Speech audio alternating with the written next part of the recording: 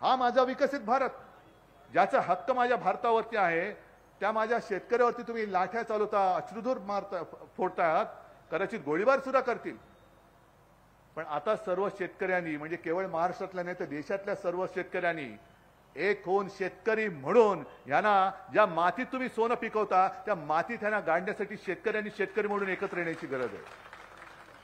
यांना दाखवलं पाहिजे, अरे त्या मातीतनं जे काही सोनं उगवतं त्याच्यासाठी मी राबतोय, मी म्हणजे शेतकरी. नांगरणी करावी लागते, पेरणी करावी लागते, डोळ्यात तेल घालून संपूर्ण काळजी घ्यावी लागते, म्हणून तुम्ही तुमचे सगळे जे काही चोचले ते पुरवता. 80 कोटी लोकांना फुकट धान्य. कोण पिकवतं ते धान्य? मोदी नाही पिकवत त्यांच्या परसामध्ये. मोदींच्या बागेतलं अन्न जे आहे ते देशातल्या 80 कोटी कुटुंबांना नाही फुकट दिलं जात. हे शेतकरी जे पिकवतात धान्य ते तिकडे दिलं जातं. आणि त्या शेतकऱ्यांच्या मागण्या, तुमच्यामध्ये एवढी माणुसकी आता शिल्लक नाही राहिली की कोणीतरी जाऊन त्याला भेटायला पाहिजे. देशाचे गृहमंत्री आहेत अमित शाह, आमच्या राज्याचे आहेत देवेंद्र फडणवीस. त्यांचं कोणत्या शब्दात वर्णन करावं तेच मला कळत नाही. कारण फडतूस बोलून झालं, कलंक बोलून झालं, काय नालायक बोलून झालं, काय फरकच पडत नाही, काहीच फरक पडत नाही. म्हणजे आता ते एवढं असे झाले, बेगुमानपणाने वागतायत, निर्लज्जम सदा सुखी. बरं, आता ज्या अशोक चव्हाणांवरती आरोप केले त्यांच्याच मांडीला लावून त्यांचं स्वागत करतायत. मी मगाच्या सभेत बोललो की त्यांची परिस्थिती आता मला नाही आबरू, मी कशाला घाबरू अशी झालेली आहे. मला आबरूच नाही, मी कशाला घाबरू? तुम्हाला कोण तुम्ही? अरे मी असाच आहे. तुम्ही काय बोलाल? आणखीन बोलून बोला, मला काही फरक पडत नाही. एवढा निर्लज्ज असतो तोच सदा सुखी असतो. काही मुख्यमंत्र्याचा पाव उपमुख्यमंत्री केला तरी आनंदात आहे. आणि नितीन गडकरी जी बोललेत की इकडे जो निष्ठेने काम करतो त्याला महत्व नाहीये, हे खरं आहे. हे आता कळेल. याला अशोक चव्हाण जेव्हा राज्यसभेवरती पाठवतील, एक तर मिंद्याला डोक्यावरती बसवलं मुख्यमंत्री, ज्या अजित पवारांवरती 70,000 कोटींच्या सिंचन घोटाळ्याचा आरोप स्वतः मोदींनी केला होता, ज्या अशोकरावांवरती आदर्श म्हणजे ज्या शहीद झालेले आहेत त्यांच्या कुटुंबियांचा अपमान करणारा म्हणून ज्यांनी वर्णन केलं होतं, त्या अशोकरावांचा तुम्ही प्रवेश घेतलेला आहे. या अशा सगळ्यांना डोक्यावरती बसवल्यानंतर खरंच आहे, जे भारतीय जनता पक्षाचे कडवट कार्यकर्ते आहेत, निष्ठावंत कार्यकर्ते आहेत, त्यांना हा धक्का आहे. अरे मी कोणासाठी काम करतोय? हे असे उपरे घेणे म्हणजे पक्षाची वाढ नाहीये, पक्षाला आलेली सूज आहे.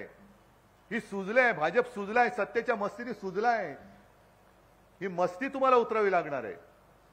आणि म्हणून मी जे काय संवाद दौरा करतोय की तुम्ही माझे कुटुंबीय आहात, माझ्या कुटुंबाला मला सावध करायला पाहिजे की अरे बाबांनो बघा, उद्या कदाचित काय, आता मोदीजी वारंवार महाराष्ट्रामध्ये येत आहेत.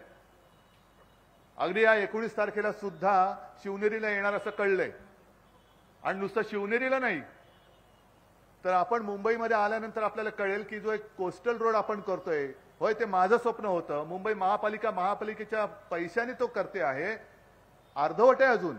पण एका बाजूचा रस्ता त्याचं घाईघाईने लोकार्पण करायला मोदीजी हे मुंबईत येणार आहे. म्हटलं एका अर्थाने बरं आहे, कारण मोदीजींचं स्वप्न वेगळं.